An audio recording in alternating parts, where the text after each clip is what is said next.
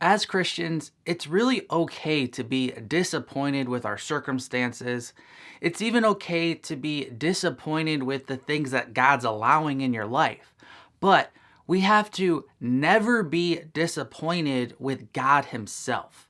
And that can be really hard, as we all know, because God can do whatever He wants to do. And so when we want Him to do something that we know He can do, but He doesn't, it can be very disappointing.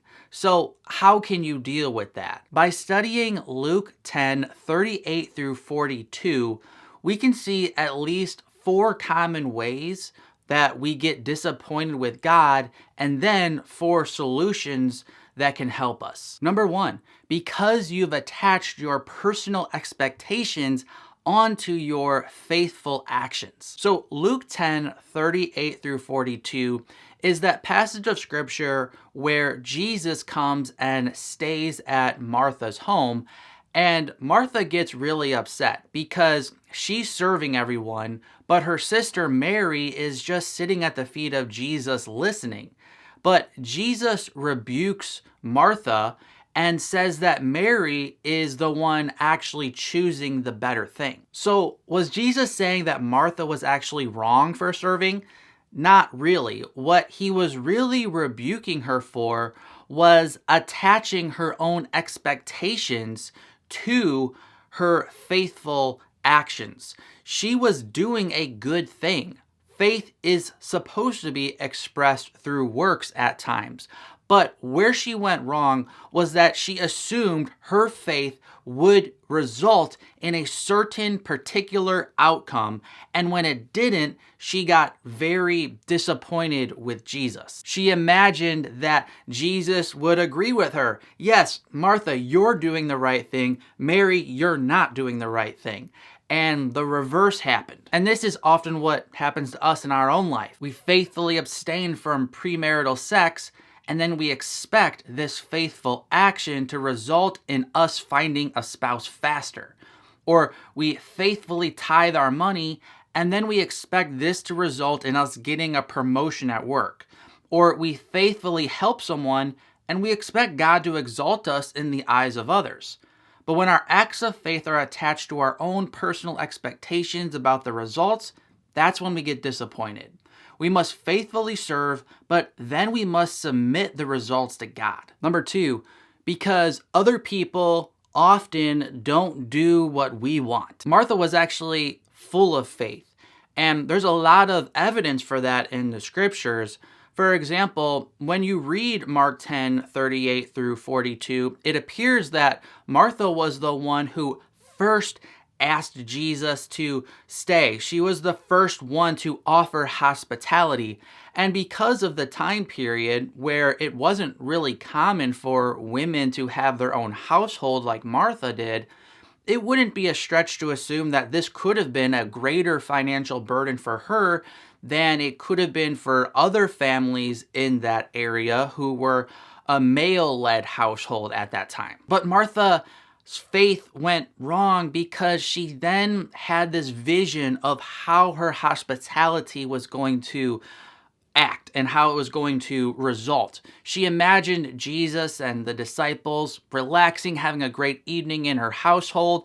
All her family would be serving with her.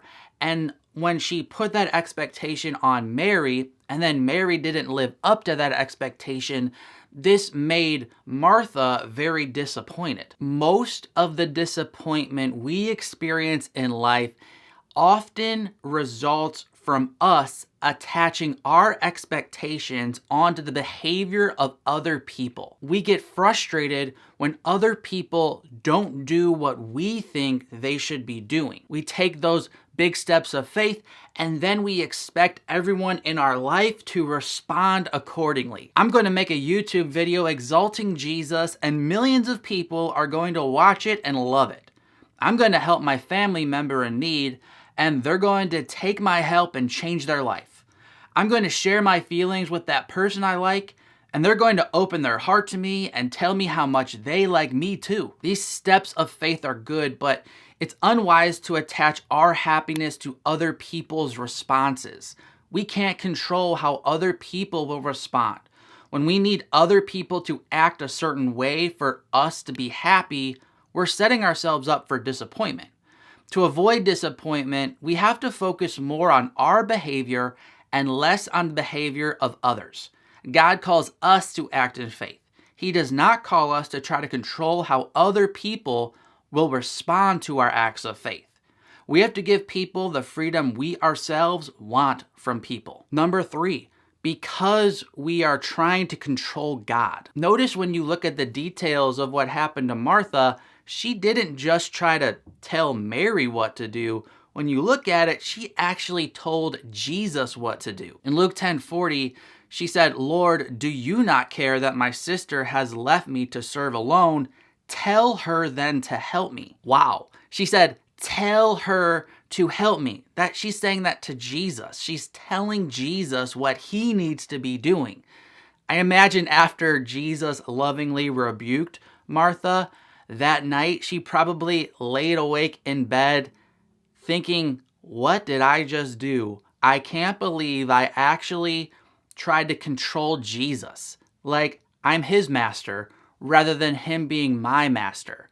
Her controlling nature got out of control and she started trying to control the Son of God. This is what always happens when we walk down this road long enough. When we get too attached to what we think our steps of faith are going to result in, eventually we end up blaming God, disappointed with God, trying to control the outcome. So again, we need to refocus and double down on our energy of being faithful in our actions and submissive to God with the results of those actions. For example, many people pray in faith, I have faith, therefore I know God will remove the cancer. I have faith, therefore I know God will give me a spouse this year. I have faith, therefore I know my child will come back to Jesus. A more mature faith, however, would pray more like this. I have faith, and I know God can cure the cancer, but even if he doesn't, I will be joyful in him. I have faith, and I know God can give me a spouse this year, but even if he doesn't, I know God's love is more than enough for me. I have faith, and I know God can call my child back to Jesus, but even if he doesn't, I will remain faithful and in love with Jesus myself. So it's always right to have faith for the things that you desire from God, but then we have to submit to God's sovereign plan. And this is exactly what Jesus did. Abba, Father, all things are possible for you. Remove this cup from me, yet not what I will, but what you will. So yes, have faith and believe that God can do anything. Ask him for exactly what you want, just like Jesus did here, but then submit to God no matter what he decides, like Jesus did. Otherwise, you will always be disappointed. And number 4, because God is disciplining us and refocusing us onto himself. In John 11, Martha went down this same path again. She had great faith in Jesus, but she got overly attached to a particular outcome. So what happened here in John 11 was that Mary and Martha's brother Lazarus grew sick. They called for Jesus in faith to come and heal Lazarus, but Jesus actually stayed where he was for longer and let Lazarus die. After Lazarus died, then Jesus came to them, and in John 11:21-27, it states, Martha said to Jesus, Lord, if you had been here, my brother would not have died. But even now, I know that whatever you ask from God, God will give you. As you see, that's a sign of faith. She's being very faithful there. Jesus said to her, your brother will rise again. Martha said to him, I know that he will rise again in the resurrection on the last day. Again, that's a statement of faith. Jesus said to her, I am the resurrection and the life. Whoever believes in me, though he die, yet shall he live. And everyone who lives and believes in me shall never die. Do you believe this? She said, yes, Lord. I believe that you are the Christ, the Son of God, who is coming into the world. Again, a very strong sign of faith. Her issue was not a lack of faith, but rather she believed she knew how God would use her faith. She was getting overly focused on her expectations for the one narrow result of her faith that she felt was best. Sometimes God has something better in mind. Martha wanted Jesus to prevent Lazarus from dying. Jesus wanted to raise Lazarus from the dead. So when we go back to Luke 10, we see this same thing playing out again. Martha is being faithful in her hospitality, but she's getting attached to the specific outcome that she feels should happen that night. And in love, Jesus refocuses her and says, you're focusing on something okay, but you're missing what is best. What is best is me.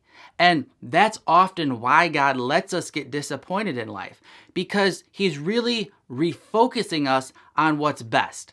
It's okay, it's good to ask God for other blessings in life, but if we grow disappointed, that's a sign we're missing the fulfillment we all need in Jesus Christ, and he'll let us be disappointed as a way of bringing us back to center and refocusing us on a relationship with himself, which is his ultimate gift. For more biblical content applied to real life situations and questions, make sure you subscribe to this channel. I talk a lot about Christian dating and relationships and really how to walk with God through the difficult things we go through in life. I'd love for you to be a part of this community. Thanks so much for watching. I hope it was helpful. And until next time, God bless.